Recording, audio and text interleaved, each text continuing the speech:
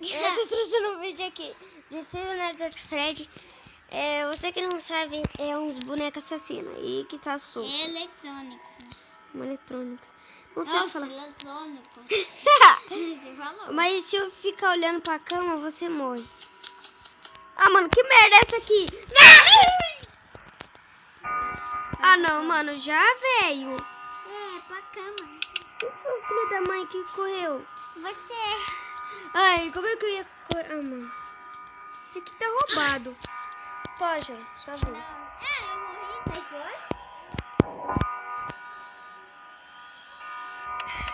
Aí, vocês viram? Ah, mano, já tá acabando, velho. Morreu. Ah, mano. Ai. Ai!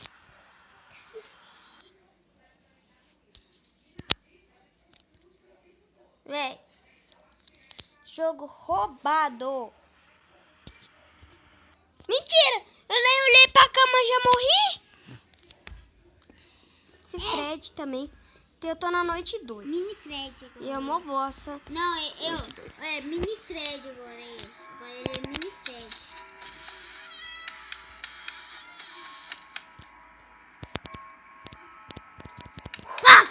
Filha da mãe, para. Caminhar, gostosinha. Passinho. Ah, mano, esse aqui é muito roubado. Não é arrombado, não, é roubado.